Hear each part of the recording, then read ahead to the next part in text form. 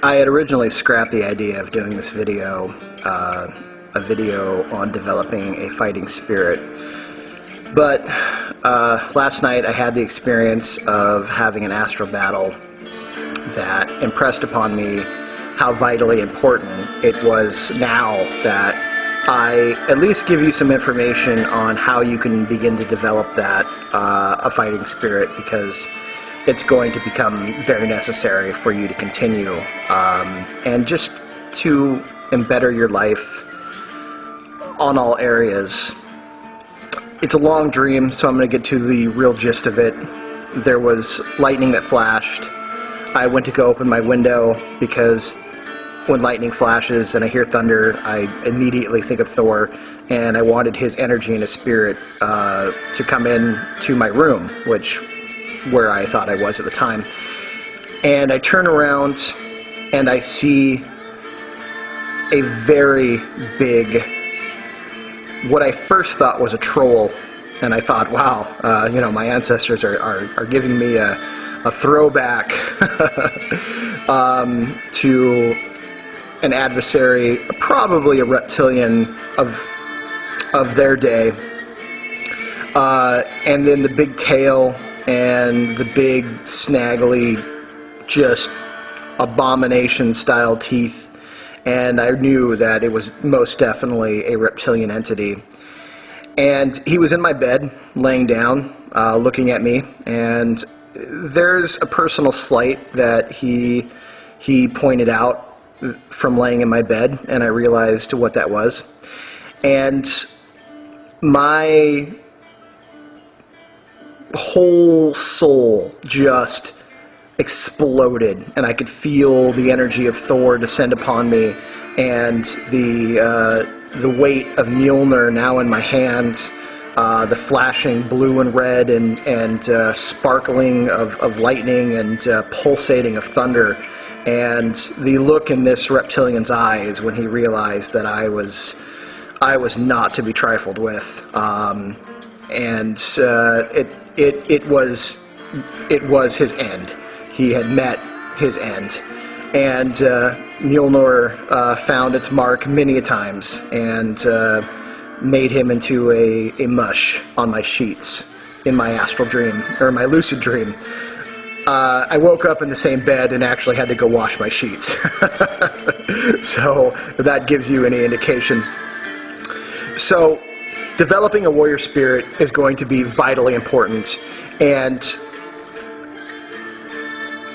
without getting into too much detail, because I could just go on and on and on about this, and I try to keep this within 15 minutes.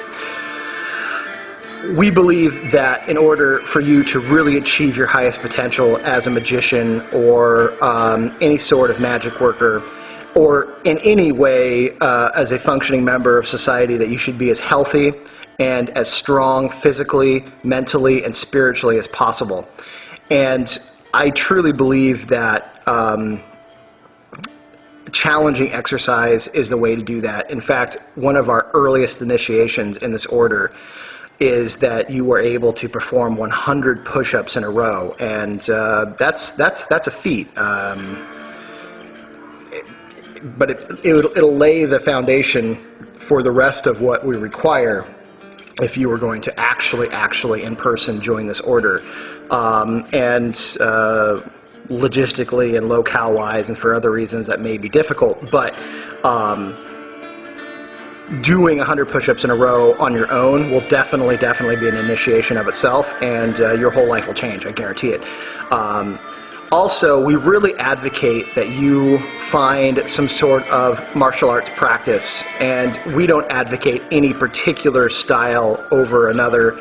It can be fencing, it can be Aikido, it can be Tai Chi, it can be multiple forms of Kung Fu, it can be Karate, it can be Western boxing, it can be MMA. Be careful with MMA, there's a lot of douchebags in it now, but it can be that. There's Brazilian Jiu-Jitsu. I myself come from a long and strong lineage of Kosen Judo and very old school Japanese Jiu-Jitsu.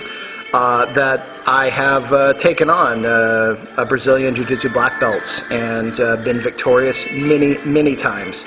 So it doesn't matter what system that you get involved in. What's important, what's vital, is that you get into a system with a teacher that's going to teach you how to apply it correctly, so that if and when you can protect yourself, but also because when you know you can really do something, it changes your mindset. If you know that you could truly harm another person, you are apt to be very careful. You are apt to realize your potential, and you are apt to know when to push forward and when to pull back.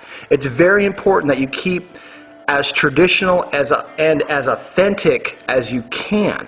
But even more so important is you want to be in a school that is going to put you in front of another person, and in a controlled way, in a way that has a release and limits and restrictions on how you can come at this person, but still enabling you to impose your will upon someone else, for you to actually test yourself against another person. Steel, tempers steel. And the only way you can get sharper and stronger is to test yourself time and time and time again. And of course, you walk into a school where, a lot of people have much more experience than you. You're not going to do very well at first, but that's okay. You're going to build the strength, the will, and endurance to keep going and keep going and keep going, and until one day, suddenly, you're not losing, you're winning. And that is a great and victorious day, and a day that'll stay with you forever. I have been to many schools in my lifetime where, I walked in as a very low, and I didn't tell people my experience. I just walked in and said, hey, I would love to learn, I'd love to practice. And, I try to put myself in eyesight of the higher belts there, or the more experienced guys there, and I learn at the end of the boot. And nowadays I seem to be giving the boot a whole hell of a lot more than I am taking it, but I'm never doing it in a way that's purposely mean or malicious, unless I have to be. But therein lies the difference. In knowing what I can do, I can dial it back. I don't necessarily have to hurt anyone if I don't have to. But the fact that I could is what keeps me from being hurt. So if I know that I have a good amount of control over someone, I don't have to pour it on and really, really, really hurt their joints or make them pass out, but I can hold them in a way that, they know for certain that I am in control, that I am the one who's dictating what's going on, and that they have to very, very carefully reconsider their actions. Do they continue, which is going to lead them into a place of a broken arm or maybe unconsciousness, or do they stop with their stupidity and have a second chance to reevaluate what they're doing? That's the true purpose of having a fighting spirit, is saying that I am here and I'm not going to get walked on. I am not going to get pushed around. I am not going to lose what's mine. But I am strong enough and I am secure enough to allow you to have yours and you to have your own, and for you to find your own place. When we're talking about true warriors of a home front, true warriors of a people, these are people that are not conquerors. These are not people who go out and take from others, but these are people who are damn ready to stand in defense of what is theirs. Do you see what I mean? So, in developing a fighting spirit, you are learning how to impose your will upon someone else in a way that is going to be effective. Most people who get involved in martial arts initially get in to be able to beat somebody else up. But as they are tempered and they are tested time and time again, they begin to lose that feeling of having to go harm people, and they begin to realize how important it is to have a very strong sense of awareness, and how vital it is that they remain safe, so that they are effectively better people, and they're of better service to those around them. You really begin to learn a lot of self-worth when you're able to hurt somebody else. It's a strange paradox, but I guarantee you that that's going to play over. Now, when it comes to your spirit, as you learn to develop an indomitable spirit and a strong spirit, other things around you will start to notice. Not only will people begin to notice that you're no longer a victim and that you can hold your own and they will treat you better, things on the astral plane will probably begin to leave you alone. And should you find yourself in situations like I did last night, or have in other areas and other times, you will be much better off in gaining a victory over something that was there only for the sake of harming and taking from you, and allowing that to manifest into your life. Now, here's the thing. If these reptilian entities, if these Illuminati fucktards would just stop with their own agenda, guess what? They wouldn't have to be harmed by us. It's the mystery of the thorn.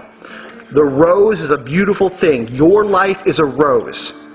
And your ability and your strong will are the thorns. Now, when they try to grab you, the thorns pierce their skin.